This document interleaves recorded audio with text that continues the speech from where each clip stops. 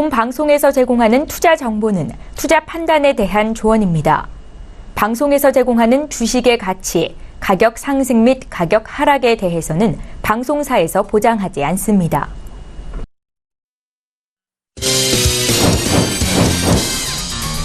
네, 오늘 주요 헤드라인 소식입니다. 정부가 공정거래위원회에 전속 고발권을 일부 폐지하기로 결정했습니다.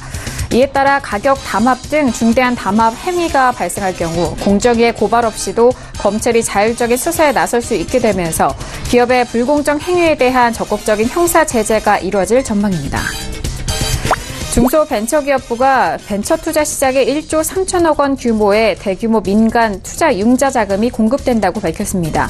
이를 위해 한국벤처투자와 KB 하나은행이 총 1,100억 원을 공동 출자해 모펀드를 조성하고 기업 가치 1조 원 이상의 스타트업 기업 육성 및 성장에 지원할 예정입니다. 롯데 면세점이 호주 면세업체인 JR 듀티프리의 호주와 뉴질랜드 지점 5곳의 인수 본계약을 체결했습니다. 국내 면세업계가 오세아니아 지역에 진출한 것은 이번이 처음으로 롯데 면세점은 2023년까지 오세아니아 최대 면세 사업자로 올라설 계획이라고 밝혔습니다.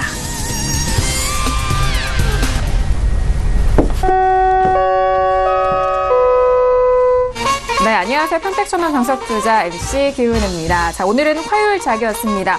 자, 오늘 양시장에 대해서는 전일장과는 좀 상반된 모습을 보여줬는데요. 장 후반으로 갈수록 상승 탄력이 더욱더 조금 더 탄력을 받으면서 상승 마무리가 된 상황입니다. 외국인의 수급도 유가증권 시장과 코스닥 시장, 양시장에서 1,000억 원이 넘는 수급이 들어오기도 했는데요. 거기에 시가총액 상위 종목들이 대부분 상승으로 지수 상승을 견인한 상황입니다. 특히나 코스닥 시장은 2% 넘게 상승을 했는데 제약바이오 업종들이 이 지수 상승을 견인한 상황입니다. 하지만 오늘의 상승으로 시장의 추세 전환으로 보기는 참 어려운 장입니다. 자, 오늘 시장에 대한 정리와 그리고 내일장의 대응 전략도 오늘도 1시간 동안 함께 하시면서 정리해 보도록 하겠습니다. 그럼 오늘 시장의 모습 다시 한번 확인합니다. 시세 보시죠. 네, 오늘 코스피 지수는 전일 대비 0.99% 상승한 2270.06의 장을 마감합니다. 코스닥 지수는 전일 대비 2.26% 상승한 787.15의 장을 마칩니다. 유가증권 시장에서는 외국인 홀로 순매수, 반면 개인과 기관은 동반 순매도 이어갑니다.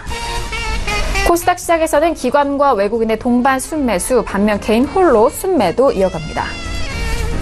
코스피 시가총액 상위 종목 확인합니다. 대부분의 종목들이 상승으로 마감이 됐는데요. 삼성전자를 비롯한 SK하이닉스, 셀트리온과 삼성바이오로직스 모두 상승으로 마감이 됩니다. 삼성전자는 44,800원에, SK하이닉스는 78,400원에 장을 마감합니다. 코스닥 시가총액 상위 종목도 확인합니다. 역시나 마찬가지로 코스닥 시가총액 상위 종목도 상승으로 마감이 됐는데요. CJ-ENM은 1.17% 상승한 242,800원에, 셀트리온 헬스케어는 4% 넘게 올라오면서 93,800원에 오늘장 마무리가 됐습니다.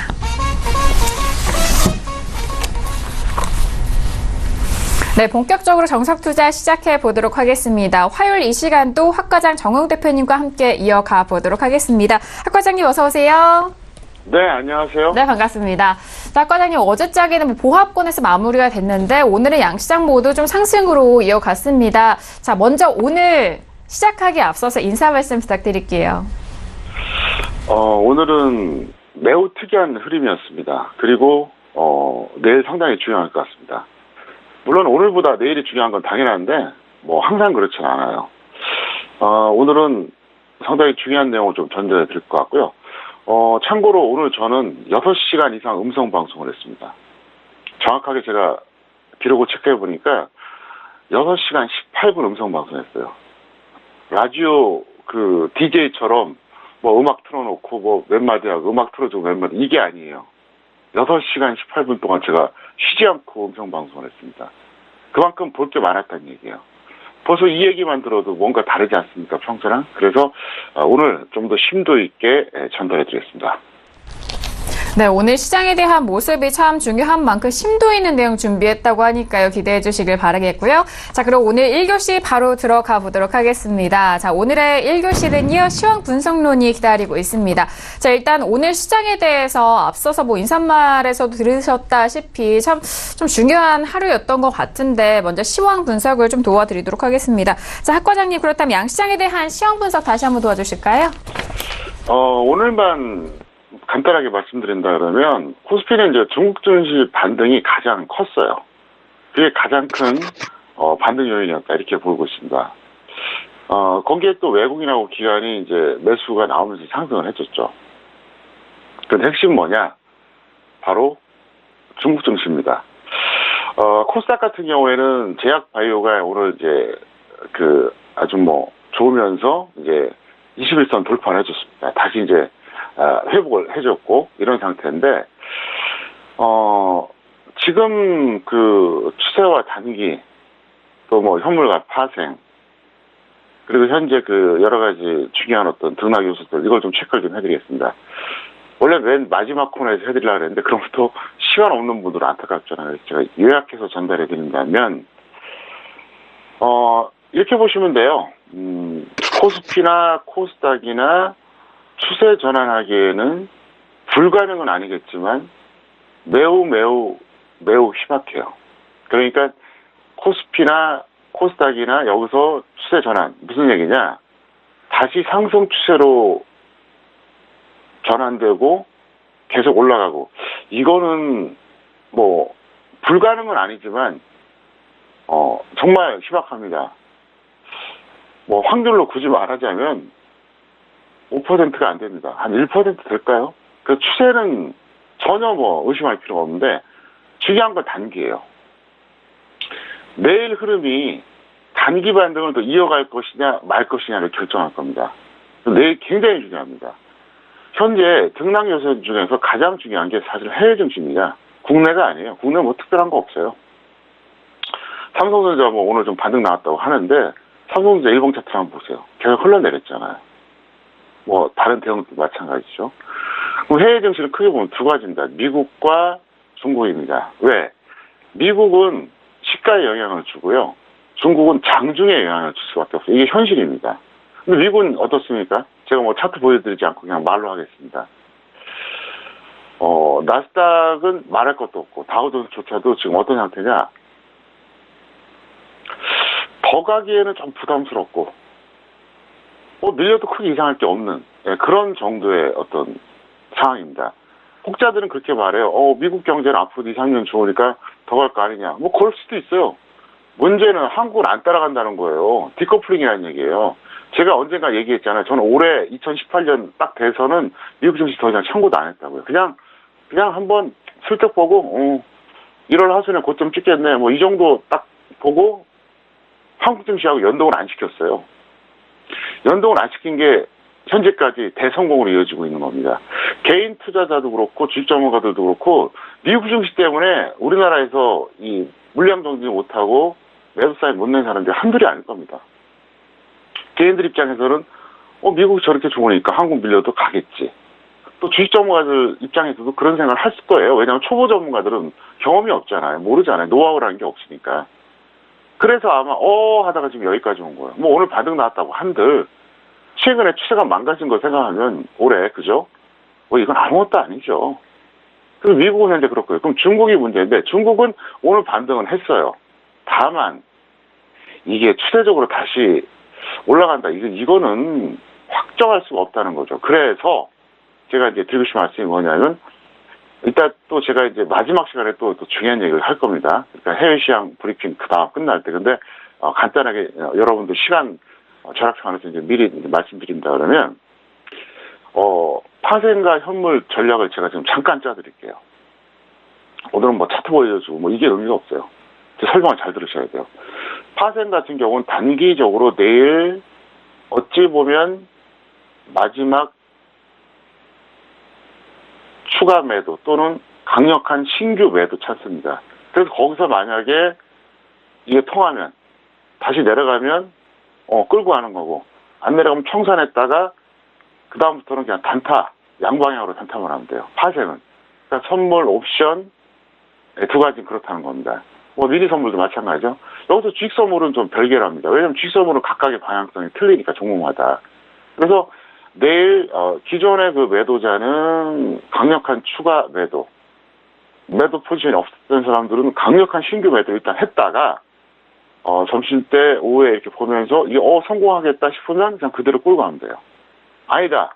그럼 빨리 짧게 손절하거나 제로로 만들어 버립니다. 그리고 그 다음부터는 그냥 단타만 하면 돼요. 그러니까 너무 심하게 올라갔네 싶으면 매도, 너무 심하게 내려왔네 싶으면 매수, 단타. 그 구간이고요. 또 현물 어떻게 하느냐? 현물은 여태까지 못 던졌던 분들은 지금 던지는 건 사실 의미가 없죠. 제가 도대체 얼마나 많이 얘기했어요. 이 방송을 처음 보신 분들, 뭐 한 달밖에 안 보신 분들은 무슨 얘기 하겠지만 3, 4개월 이상 보신 분들은 다 고개를 끄덕거릴 거예요. 그리고 과거의 VO들 보세요. 보시기 바라겠고요. 어쨌든 내일 만약에 지지가 되면 여태까지 버텼던 사람들은 좀 더 버티는 게 낫고요. 그게 아니면 비중을 줄이세요. 힘겹겠지만. 그리고 이제 업종 테마 같은 경우는 간단해요. 만약에 여기서 지수가 좀 전에 또 반등 모드가 나온다. 그럼 대형주 위주로 가는 게 낫겠죠. 그리고 오늘 이제 증권업종이 좋았잖아요. 뭐 그런 것도 되겠죠. 근데 만약에 반대다. 그럼 어쩔 수 없어요. 테마주밖에 없어요. 테마주. 근데 지금 북한 테마 같은 경우에는 그렇게 약발이 듣지는 않아요. 한번 다 해먹을 만큼 해먹었다고 봐야 돼요. 그래서 그냥 짧게 보시거나 그냥 단기로 보시는 게 낫겠고, 뉴스 잘 보시면 어떤 테마를 해야 되는지 아마 될 겁니다. 그래서 조금 전에 김은혜 씨가 뉴스 브리핑 했었잖아요. 그거 다시 한번 체크해 보시기 바라겠습니다. 어쨌든 내일은 상당히 중요하다. 그리고 제가 말씀드렸죠. 다시 한번 부탁드리겠습니다. 유튜브를 통해서 서울경제TV 실시간으로 최대한 시청해 주시면 여러분들이 이 방송을 오랫동안 시청할 수가 있습니다. 왜 그런지 얘기 안 하겠습니다. 그냥 그렇게만 얘기하겠습니다. 제가 오랫동안 출연할 생각입니다. 그렇게 되면. 그리고 역시 트위터로 서울경제TV를 여러분들이 많이 등록을 해놓으세요. 그럼 갑자기 제가 장중에 긴급하게 무료 방송을 해드릴 수도 있어요. 그러면 트위터로 연락을 받아야 되죠. 서울경제TV. 그래서 하여간 여러분들이 서울경제TV를 많이 활용해 주시기 바라겠고요. 지금 여러분들이 저한테 올해 특히 고맙다고 얘기하는 분들 많잖아요. 총천님 아니었으면, 대표님 아니었으면 저 박살났을 거예요. 대표님 덕분에 손실이 최소화되거나 오히려 수익 났어요. 이런 분들이 많거든요. 저보다도 서울경제TV에 감사하세요. 서울경제TV가 여러분께 저를 노출시킬 기회를 줬기 때문에 그래서 그렇게 된 거니까 하여간 실시간 유튜브 그다음에 트위터 많이 등록해 놓으시고 여러분께 제가 봉사를 더 하고 싶어서 하는 얘기니까 꼭 협조해 주시길 바랍니다. 네, 오늘 양시장에 대한 상승 흐름에 대해서도 말씀해 주셨고, 일단 중요한 부분은 내일 시장에 대한 모습이 또 중요해 보입니다. 자, 거기에 국내 증시뿐만이 아니라 일단 해외 증시에 대해서도 좀 상호 연결이 좀 최근에는 좀 많이 밀접하게 되어 있는 만큼, 지금 글로벌 증시에 대한 모습도 살펴보셔야 될 것 같은데요. 중국 증시 같은 경우는 오늘도 1% 넘게 마무리가 됐고, 전일장도 꽤 큰 상승이었습니다. 월요일과 화요일 이렇게 상승으로 이어졌는데 내일장의 중국 증시에 대한 부분도 함께 좀 확인하면서 국내 증시 대응해 보시길 바라겠습니다. 자, 오늘 시황 분석 먼저 양시장에 대해서 도와드렸고요. 그렇다면 오늘 시장 흐름 안에서도 관심 있게 살펴보셨던 종목들도 만나보도록 할게요. 자, 학 과장님 오늘 좀 눈에 깊게 좀 관심 있게 보셨던 종목들은 어떤 종목들이 있을까요? 네, 메디포스트와 현대위아예요. 그래서 오늘은 이제 두 종목에 대해서 제가 좀 간단하게 브리핑을 해드릴까 이렇게 생각을 했습니다.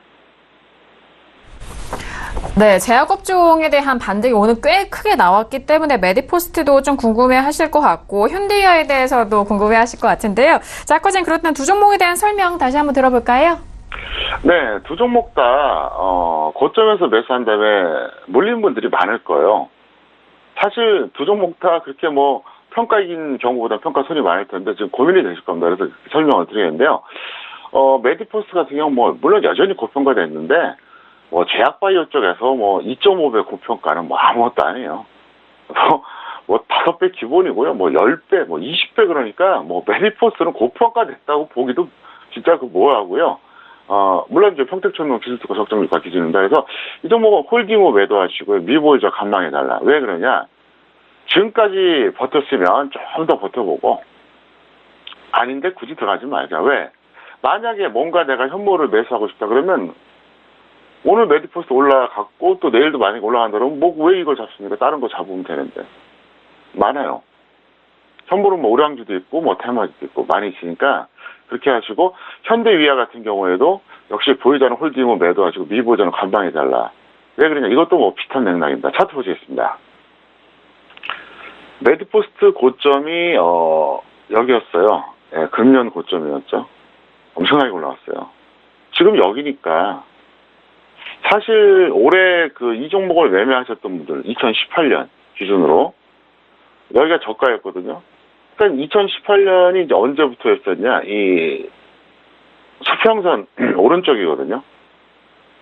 손해본 사람이 대다수죠. 실수한 사람 거의 없어요. 여태까지 홀딩했다면 차라리 좀 더 홀딩했다 던져라. 뭐 그렇다고 무조건 더 올라간다고 제가 단정은 못해요. 여기서 던지는 건 너무 바보 같은 짓이죠. 왜냐하면 선별을 하려면 여기서 했어야죠. 한 이쯤에서 했다가 뭐 좀 빠르면 뭐 여기 늦으면 한 이쯤에서 재매수하는 이게 정석이죠. 손절 타이밍 한참 지났는데 이제서 던지는 건 의미가 없다 이렇게 볼 수 있겠고요. 현대위아 보겠습니다. 현대위아 같은 경우는 7월 초에 저점을 기록한 이후에 트렌드가 나쁘지도 않아요. 지수보다 훨씬 강하죠. 왜? 여러분도 잘 아시겠지만 어떻습니까? 8월에 코스피는 신저가 이탈했었잖아요. 7월 저점 이탈했었잖아요. 근데 이거는 올라가고 있잖아요. 차트 보실까요? 보세요. 코스피 차트는 자 7월 5일 저점 찍고 8월에 또 내려갔어요. 이때가 이제 8월 16일이었습니다. 네, 완전히 이탈했었죠. 근데 현대위아는 어떻습니까? 버티고 있잖아요.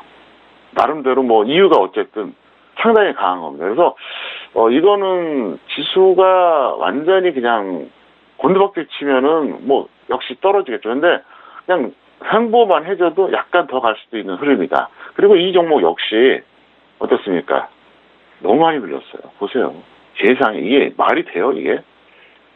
2014년에 고점이었거든요. 그때가 가격이 얼마였어요? 20만 원이 넘었어요 그때요. 대략 22만 원 막 그렇게 갔거든요. 형편없이 떨어졌죠. 정말 형편없이. 예, 정말 잔인할 정도로 떨어진 거예요. 그래서 현대위아는 4년 전에 매수한 사람이나 2014년이죠. 3년 전, 2년 전, 1년 전 하다못해 올해 여기부터가 올해입니다. 예, 이 수평선 라인부터가 올해예요. 예, 여기부터가 올해입니다. 이 수평선 라인 여기부터 올해인데 웬만한 사람들 다 손해봤다는 겁니다. 그래서 굳이 의미가 없으니까 꼭 그렇게 대응해 주시기를 바랍니다. 네, 오늘 관심 종목은 두 가지였습니다. 메디포스트와 현대위아에 대해서 분석을 해드렸는데 일단 뭐 첫 번째 메디포스트에 대한 부분은 오늘 뭐 9% 넘게 꽤 탄력적이었습니다. 보유자는 홀딩 후 매도의 의견이고요. 현재 부근에서 미보유자는 관망에 대한 의견입니다. 그리고 현대위아 같은 경우에는 오늘 좀 하락으로 마감이 됐는데요. 보유자 역시 홀딩 후 조금 더 가져가 보시고 그 이후에 매도 의견이고요. 미보유자에 대해서는 관망에 대한 의견까지 다시 한번 정리를 해 도와드렸습니다. 자, 오늘 1교시 시험 분석론을 통해서 관심 종목까지 저희가 두 가지 종목 정리를 도와드렸습니다. 네, 바로 2교시 넘어가 볼게요. 오늘의 2교시는 종목의 역사 시간입니다. 자, 일단 뭐 한 종목에 대해서 그 역사, 복귀와 이전에 있었던 이슈, 그리고 가격대를 좀 안다면은 그 다음 대응 전략도 더욱더 현명하게 이루어질 것 같은데요. 자, 학 과장님, 뭐 지난주 뭐 첫 번째는 공공재와 그리고 다양한 업종들에 대해서도 설명해드렸는데 오늘은 어떤 내용 좀 배워볼까요? 네, 제가 그 공공재 설명드렸었고 또 뭐 삼성전자 뭐 이런 것들 KCC 해드렸는데 오늘은 제가 롯데제과에 대해서 설명드리겠습니다. 그래서 제목을 그렇게 정했어요. 내수주의 초우량주 롯데제과 이렇게 정했습니다. 그래서 롯데제과에 대해서 이제 말씀을 좀 드립니다. 그리고 제가 지난주 금요일이었죠. 8시부터 9시까지 하는 톡스타 일부 시간에 제가 농심에 대해서 얘기한 적이 있었잖아요. 윤 대표님하고 김 본부장이 이렇게 저한테 이렇게 한번 물어봐서 제가 이제 그 농심을 대해서 평가해 준 적이 있었는데, 같이 곁들여서 얘기할게요. 뭐 그 방송 보신 분들은 또 한번 복습하는 거고, 못 봤던 분들은 뭐 새롭게 듣는 건데, 롯데가 끝까지 진출하지 않은 분야가 있죠. 바로 라면 시장이에요. 왜 그런지 아세요? 농심은 롯데그룹의 동생입니다. 그러니까 이제 롯데그룹 신격호 회장이잖아요. 그리고 농심은 동생이에요. 그리고 원래 농심의 옛날에 사명이 뭐였었냐면 롯데공업 주식회사였어요. 뜻밖에도 전혀 안 어울리죠. 오호, 무슨 라면 만드는 회사가 롯데공업 주식회사? 처음에 그러니까 신격호 회장이 이제 롯데 제과를 모태로 해서 이제 롯데그룹을 만들었을 때 동생이 롯데공업을 만든 거예요. 근데 뭐 이거 뭐 별거 없더라는 거죠.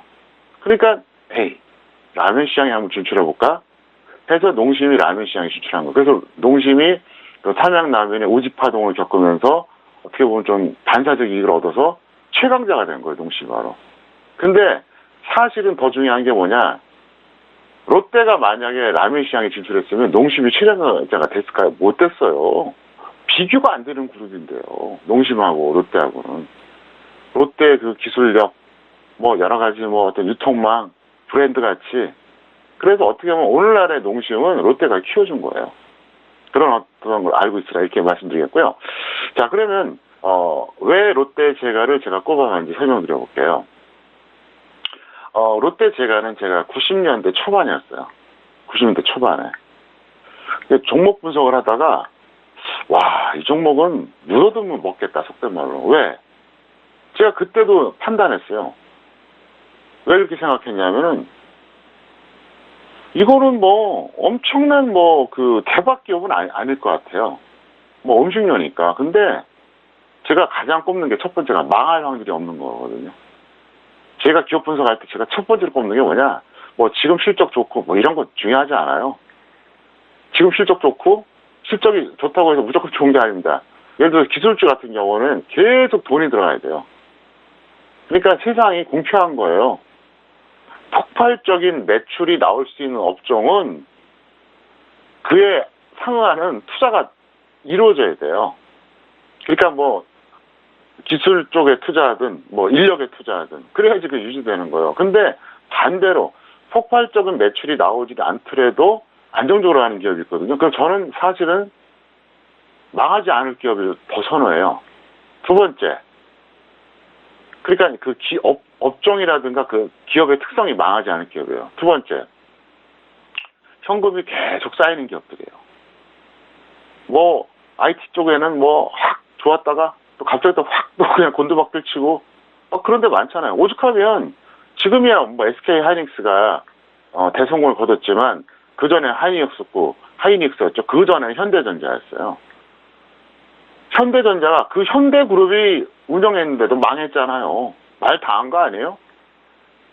삼성현대가 우리나라 푸토 아닙니까? 현대그룹이 했는데도 망한 게 현대전자였어요. 망했으니까 그게 관리정보까지 갔죠. 그래서 이제 출자 전환 됐잖아요. 돈 빌려준 금융기관들이 대주주가 된 거 아닙니까? 쉽게 말해서 망한 거예요. 그러다 지금 이렇게 회생했잖아요. 그것처럼 IT 업종은 상당히 이게 불안한 거예요. 그래서 이제 롯데제과를 봤는데 역시나 시간이 흘러놓고 보니까 잘 봤다 이런 생각이 들고요. 롯데그룹에 대해서 좀 구체적으로 설명드리면 롯데제과죠. 현재는 분할됐습니다. 그래서 롯데지주와 롯데제과로 분리됐습니다. 그러니까 원래는 롯데제과였는데 지금 롯데제과는 별도로 분리됐죠. 그래서 원래 사명은 롯데제과였습니다. 원래 사명은 롯데제과였는데 롯데제과였던 그 종목은 롯데지주로 바뀌고 롯데제과는 새롭게 상장된 겁니다. 그래서 작년에 상장됐어요. 근데 원래 롯데지주는 어떻습니까? 1967년에 설립되고 74년에 상장됐으니까 역사가 엄청난 기업이죠.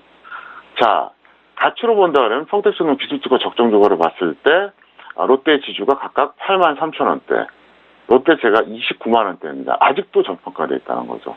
엄청나게 많이 올라간 것 같은데 제가 좀 이따 차트 보여드릴게요. 근데 이 기업의 진정한 특성과 장점을 말씀드리면 바로 푼돈 모아 목돈이 되는 매출 구조인 거예요.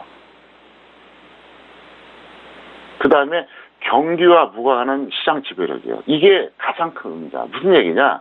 망할 가능성이 없다는 거예요. 꾸준히 수익이 쌓인다는 거예요. 저도 투자 쪽의 전문가잖아요. 저는 언젠가 투자회사를 만들 거예요. 저는 꿈이 자산운용사 만들어서 삼성과 미래에셋에 돈을 다 빨아들이고 싶어요. 자신 있어요. 저도 금융 재벌 되고 싶다고요. 그런데 아무리 돈을 많이 벌어도 저는 언젠가 한쪽에는 이렇게 롯데그룹류의 기업들을 쫙 만들 겁니다. 왜? 투자 쪽도 위험하긴 마찬가지거든요. 잘하면 엄청나게 벌지만 아니면 이거 망가지잖아요. 제가 왜 18년째 휴가도 안 가고 이렇게 방송하는데 오늘 같은 날 왜 6시간 하는데요? 꿈이 있기 때문에 그런 거예요. 주식점과 하면서 각종 무슨 사업해갖고 돈 몇 푼 더 벌자고 그런 거 갖고 하는 거 아닙니다. 그렇게 하면 이렇게 못하겠죠. 그렇게 여태까지 정도를 걸었고요. 어쨌든 이걸 잘 참고하셔야 돼요. 푼돈 모아 목돈이 되는 매출 구조. 이게 대표적인 업종이 뭔지 아십니까? 바로 음식료예요. 그래서 음식료는 굉장히 안정적인 기업들이 많아요. 그래서 대표적인 게 뭡니까? 오리온이잖아요. 오리온. 옛날에 동양그룹 안에 있다가, 그러니까 이제 동양제과했죠? 그게 이제 계열 분리되면서 지금 완전히 동양그룹은 좀 안 좋아졌지만 오리온은 살아남았잖아요. 초코파이, 각종 과자, 그다음 오뚜기. 그래서 음식료의 특성이기도 하고 여러분들이 어떤 기업을 분석할 때 이걸 잘 보시면 됩니다. 예를 들어서 왜 조선주가 힘드냐? 수주하는데 최소 100억이야. 웬만한 배는. 아주 큰 거는 1000억이에요. 겉보기엔 좋죠. 근데 그게 조금만 줄어들면 어때요? 매출이 확 줄어들어요. 그래서 지금 조선업이 안 좋은 거예요. 이거는 과자 단가가 얼마입니까? 비싸봤자 몇천 원이에요. 그러니까 이 푼돈을 모아서 목돈이 되는 매출 구조인 게 대표적인 게 음식료고요. 그 다음에 다른 사업 분야도 마찬가지입니다. 그런 쪽은 대박은 없어도 오히려 더 안정적이라는 거죠. 두 번째, 경기와 무관한 시장 지배력. 자, 롯데 하면은 이거는 제과 업계에서도 엄청난 브랜드잖아요. 그리고 유통망이 정말 빵빵하잖아요. 그러니까 경기가 나쁘다고 좀 휘청거리고 경기가 좋다고 대박 터지고 이것도 없어요. 꾸준하다는 거죠. 그래서 여러분들이 정말 그 부동산 투자하듯이 할 분들은 이런 롯데그룹 쪽을 사는 게 좋습니다. 이런 유형의 종목들 차트 보시겠습니다. 롯데 제과는 사실은 작년 10월에 이게 분할 상장했기 때문에 이건 차트가 의미가 없고요. 롯데 지수를 보겠습니다. 보세요. 무지막지하죠. 이건 월봉으로 보여줘야 돼요. 월봉. 자, 이게 월봉입니다. 보세요. 제가 이 종목을 처음 발견했을 때가 바로 91년이었어요. 여기였어요. 아마득하죠? 네, 아마득해요. 네. 1,700원짜리가 이제 120만원까지 갔으니까 도대체 얼마가 간 거예요? 무지막지하게 갔죠. 그래서 롯데 제가 지금은 롯데 지주로 바뀌었지만 저는 옛날에 그렇게 봤다는 거죠. 이거는 진짜 그냥 부동산 투자 묻어둬야 될 정도로 이렇게 본 거예요. 그래서 현재 주식 투자 처음 하시는 분들, 이분들은 제가 지금 하는 말씀 잘 듣고 이런 류의 종목에다가 여러분들이 중장기 투자하시기를 바랍니다. 네, 오늘 2교시 종목의 역사를 시간 통해서 배워본 종목은 롯데제과입니다. 일단 업종과 종목에 따라서 특징이 있고요. 시장에 따른 그런 흐름에 따라서 이런 내수주를 공략을 해야 될지 또는 빠르게 움직이는 변동성 있는 종목들을 좀 공략을 해야 될지도 이 종목의 특징에 따라서 다르게 또 살펴볼 수가 있는 부분입니다. 그렇기 때문에 오늘 내수주의 대표적인 종목인 롯데제과에 대해서 살펴드렸으니까요. 시장 흐름에 맞게 잘 선택을 하시고 매매해 보시길 바라겠습니다. 자, 2교시 종목의 역사 시간 알아봤고요. 이어서 선생님 질문 있을 시간으로 넘어가 보도록 하겠습니다. 자, 오늘도 다양한 질문들이 접수가 됐는데요. 첫 번째 질문부터 만나볼게요. 오늘의 첫 번째 질문은 끝자리 1255님의 질문입니다. 포스코 캠텍을 매수가 43,000원의 비중 30% 질문입니다. 자, 학 과장님, 포스코 캠텍 같은 경우에는요. 첫 번째 질문입니다. 어떻게 보실까요? 네, A약점이에요. 그리고 눌림목 저점 매수와 평가액 상태다. 이렇게 볼 수 있겠고요. 즉시 매도 관망하시기 바랍니다. 이 종목은 왜 A약점이냐? 나름대로 정말 눌림목에서 이 정도면 잘 들어갔어요. 뭐 완벽한 정도는 아니지만 개인 투자자가 뭐 최저점 매수 이렇게 쉽지가 않잖아요. 그래서 이 정도면 잘 들어갔다. 근데 즉시 매도 관망해달라. 왜? 2년 전에 비해서 5배 정도 올라갔거든요. 그리고 이미 고평가되어 있고요. 그리고 1차적으로 고점 한번 찍었다가 지금 혼조세입니다. 차트 보셨습니다. 여기서 엄청나게 올라갔었다가 밀리고 다시 올라갔다가 밀리고 영차 올라가고 있어요. 이 종목은 뭐 아니면 돕니다. 뭐 아니면 도. 무섭게 치고 올라가거나 곤박지 칠 겁니다. 그래서 이 종목은 혐오하시는 분들은 예를 들어서 그냥 끊어줘도 돼요. 만약에 이게 올라간다고 하면 다른 종목들도 올라갈 가능성이 있거든요. 지수가 좋아지면 같이 올라가니까 일반적으로. 그럼 만약에 이 종목 있는 분들은 정리하고 다른 거 갈아타도 됩니다. 근데 없는 분들은 어떻게 하느냐. 지금 매수하는 건 좀 애매하고요. 주식 선물 쪽에 매도하시면 좋을 것 같습니다. 그래서 주식 선물 매도해서 50% 수익이나 50% 손절 보고 들어가면은 뭐 단기적으로 보나 최대적으로 보나 나쁘지 않을 것 같습니다. 네, 첫 번째 종목 포스코 켄텍이었는데요. A약점을 부여해 주셨습니다. 자, 일단 눌림목 구간을 잘 또 공략을 하신 것 같고요. 지금 현재 수익을 보고 계신 상황인데 즉시 매도 후에 관망에 대한 의견 주셨고요. 그리고 가지고 계시지 않으신 분들에 대해서는 주식 선물로 일단 공략을 하셔도 좋다라는 의견까지 첨부해 드리도록 하겠습니다. 자, 그래서 다음 질문도 만나볼게요. 끝자리 4741님의 질문입니다. 고려 아연을 매수가 47만 6천 원의 비중 60%입니다. 자, 학 과장님, 고려아연 같은 경우 오늘 또 상승을 했지만 지금 손실을 보고 계신 상황이에요. 평가 어떻게 해주실까요? 네, 학점은 C고요. 왜 그러냐면 이분은 뭐 매수 가격 자체가 문제는 없는데 손절을 하지 않았다는 거죠. 그래서 손절 마이너스 15% 또는 마이너스 20% 매도에 재매수해 주시기 바라겠는데요. 손절하지 않는 습관 나쁩니다.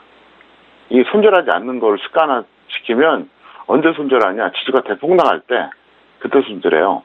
개인 투자자들의 참 오묘한 심리가 있어요. 자, 어떤 종목을 한 종목에 그냥 들어갔다고 칩시다. 1억이 됐어요. 들어갔는데 1억이. 그런데 그게 9,500 될 때까지 눈 하나 깠다가 9,000까지도 뭐 그냥 애써 무시합니다. 근데 8,000 정도 되면 약간 초조해지죠. 7,000 되면 또 마음이 오히려 편해져요. 왜? 중장기로 가면 되니까. 5,000까지 되잖아요. 막 혈압이 오르죠. 5,000에서 4,500 왔다 갔다 할 때 막 그때 오히려 던지는 경우가 많아요. 왜? 5,000에서 4,500이 일단 10% 차이예요. 거기다가 원래 1억에서는 반토막이 난 겁니다. 엄청나게 압박을 받아요. 그래서 제가 항상 얘기하잖아요. 주식 전문가들이 번져놓을 때까지 홀딩해라고 하는 것은 시청자가 아니라 본인을 위한 조언이라고요. 왜? 추천했는데 가면은 갔죠 이거예요. 이러면은 귀찮거든요. 자꾸 물어보니까 그냥 본전할 때까지 홀딩해요 그냥. 뭘 말이 많아요. 근데 요즘 또 버전이 바뀌었더라고요. 연말까지 홀딩하라고 또 이렇게 제가 하도 방송에서 그거에 대해서 지적을 하니까 또 주식업 전문가들이 바꿨어요. 연말까지 홀딩으로. 참 교묘해요. 그런데 쓸 머리를 분석하는 데 써야 될 거 아니에요. 이게 왜 나쁜지 아세요?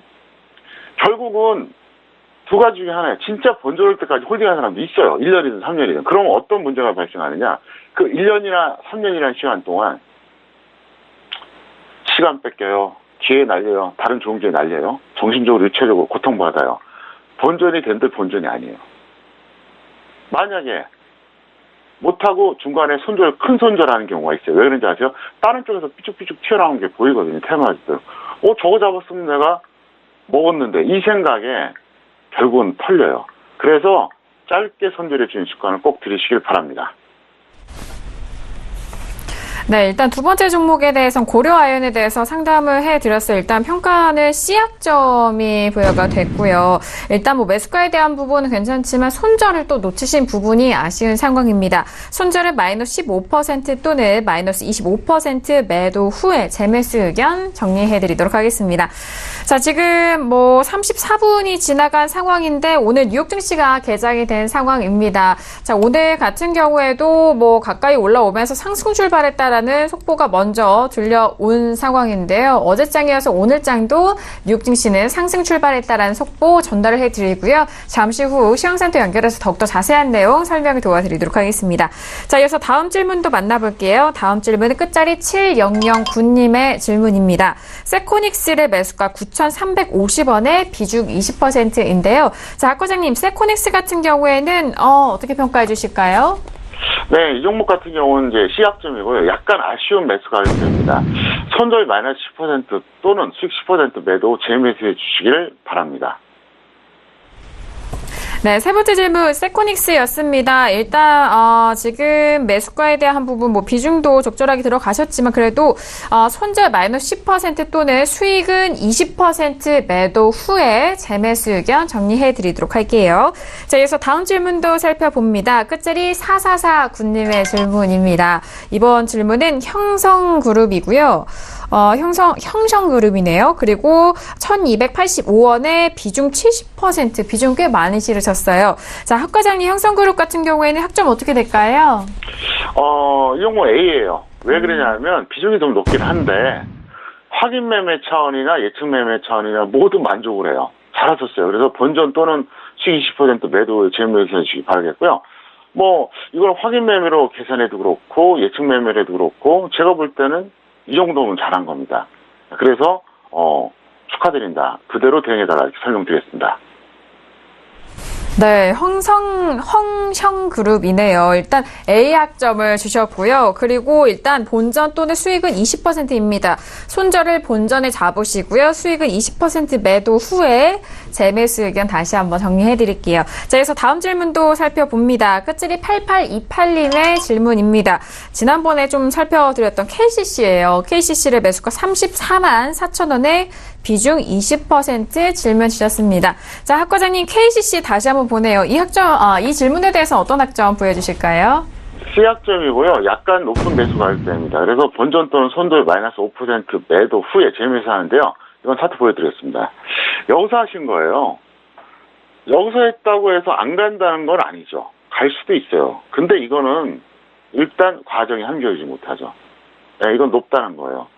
그 전에 뭐 했냐는 거예요. 5일선, 21선 돌파할 때 매수하는 게 정석이라고 내가 수도 없이 얘기했잖아요. 그러면 5일선, 21선 돌파할 때 매수 못하더라도 약간 늦더라도 이해한다 이거예요.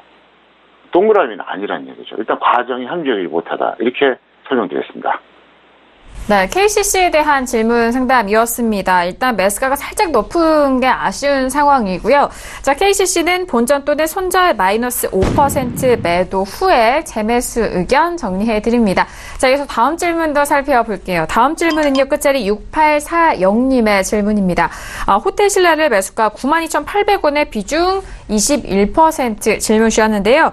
자, 학 과장님, 호텔 신라 오랜만에 좀 올라온 것 같아요. 이 질문에 대해서는 어떻게 평가해 주실까요? 네, 학점은 B고요. 예측 매매와 평가의 상태입니다.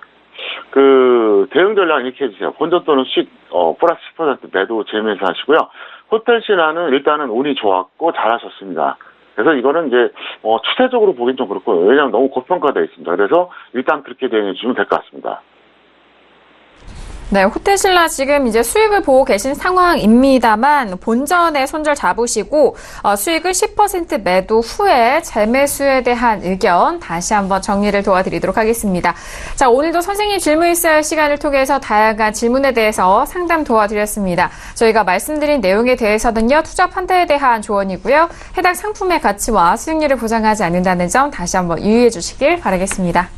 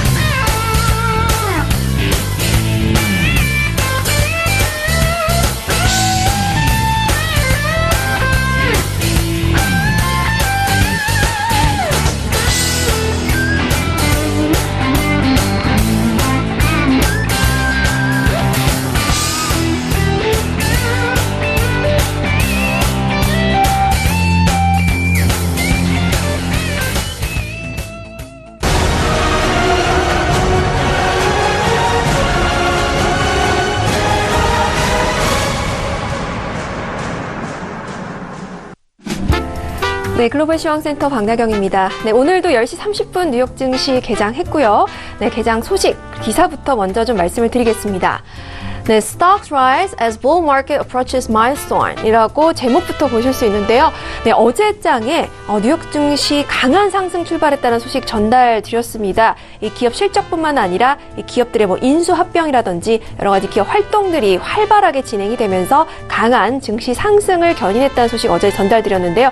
오늘 역시도 이런 호황세 시장이 계속해서 이어지면서 이제 마일스톤이라는 거는 중요한 시점, 고점 등을 말하는데 지금 향해 가고 있다라는 지금 오늘 증시 상황입니다. 역시나 상승 출발인데요. 지금 어지러운 국제 정세 그리고 무역 전쟁 이런 소식들에도 불구하고 미국 경기는 계속해서 호황세를 보여주고 있다라는 소식 오늘도 전달드리도록 하겠습니다. 네, 그리고 이제 외신을 좀 관심 있게 보신 분들이라면 오늘 정말 이 강달러에 대한 비판, 또 트럼프의 연준 비판 기사들이 정말 많이 나와 있다라는 거 확인하실 수 있을 텐데요. 네, 그만큼 오늘은 이 달러에 관련된 이야기들이 많이 들어와 있습니다. 네, 트럼프 대통령이 연준을 비판하고 강달러에 대한 불만을 나타낸 것은 오늘이 처음은 아니지만요. 네, 도대체 이 트럼프 대통령이 왜 그렇게 연준의 금리 인상에 민감한 것인지에 대한 말씀을 좀 간략하게 드리겠습니다. 이 외신에서는요, 이 부분이 이제 경기의 호황세에 좀 연준이 찬물을 끼얹는 것이 아닌가라고 트럼프는 좀 우려하고 있다라는 보도입니다. 네, 성장과 고용이 둔화될 경우에 또 금리 인상이 2020년 재선에 좀 걸림돌이 될 수 있다라는 우려 속에서 계속해서 좀 비판을 이어가고 있다라는 지금 이야기를 하고 있고요. 금리 인상에 흥분되지 않고 달갑지 않다라는 이야기를 내놓았고요. 또 더 많은 연준의 도움을 기대했었다면서 계속 금리를 인상한다면 그에 대한 비판도 이어질 것이다라고 트럼프 대통령 계속해서 언급을 하고 있는 상황입니다. 네, 그러면서 파월 의장을 지금 연준 의장으로 지명한 것에 대해서 좀 후회한다라는 발언을 했다는 소식까지 전달드리겠습니다.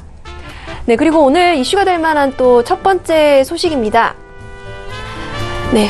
오늘 저희 프로그램 10시 시작인데요. 네, 1시간 전, 이제 방송 전 1시간 전 나왔던 이제 기사입니다. 네, 지금 이제 중국과 미국이 곧 무역 회담을 시작을 하는데요.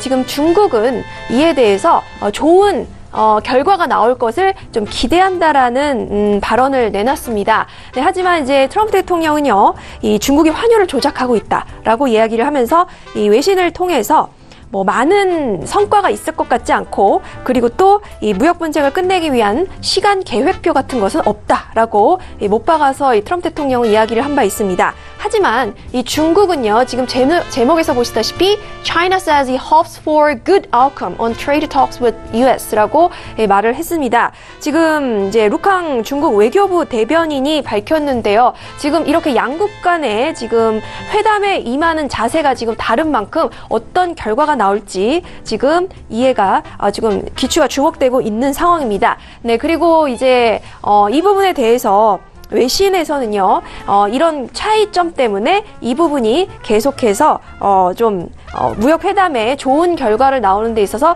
걸림돌이 될 것이다라고 좀 이야기를 하고 있습니다.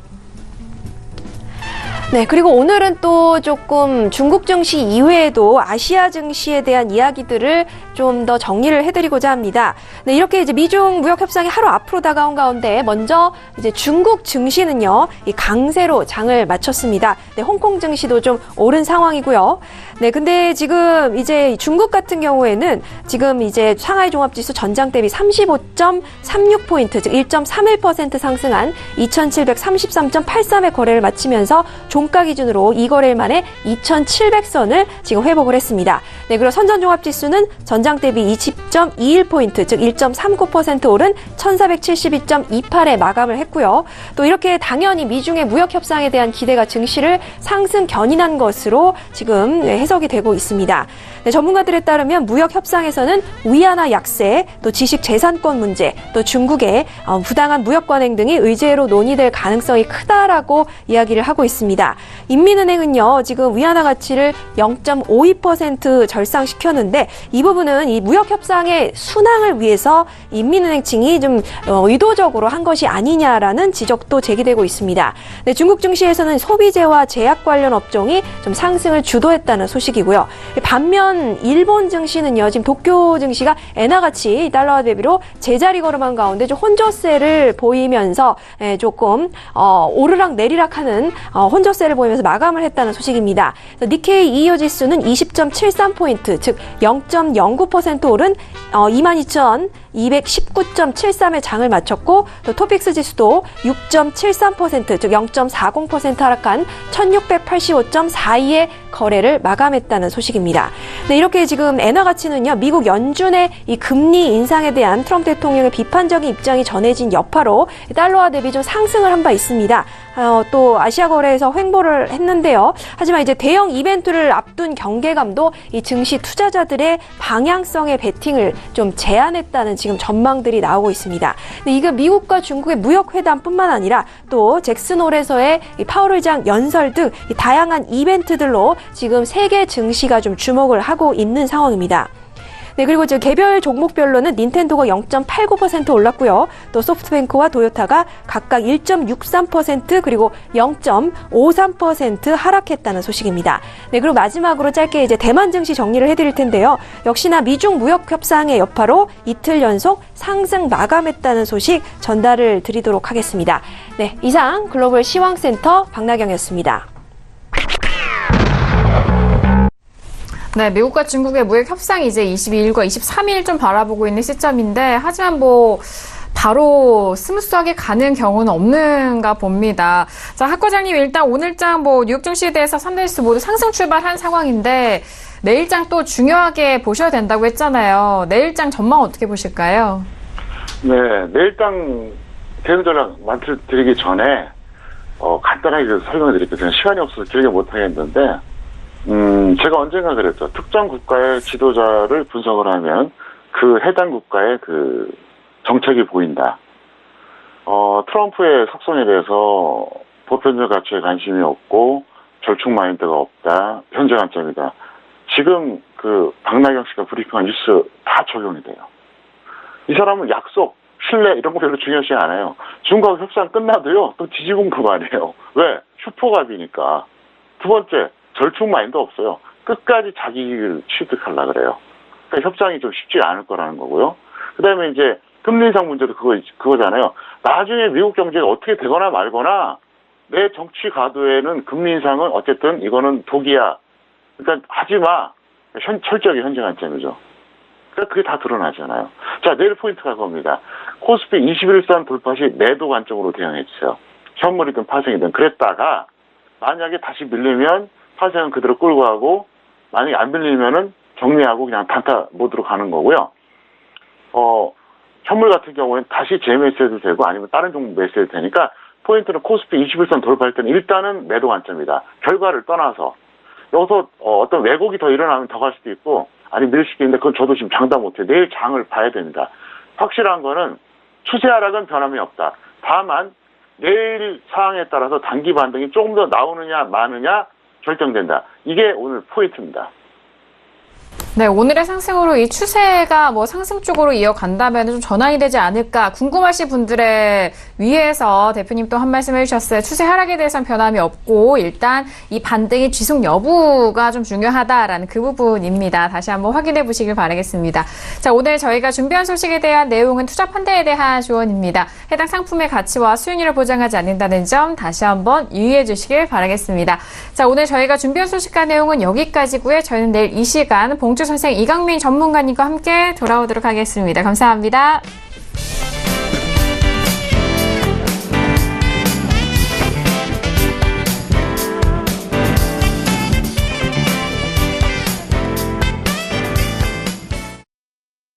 본 방송에서 제공하는 투자 정보는 투자 판단에 대한 조언입니다. 방송에서 제공하는 주식의 가치, 가격 상승 및 가격 하락에 대해서는 방송사에서 보장하지 않습니다.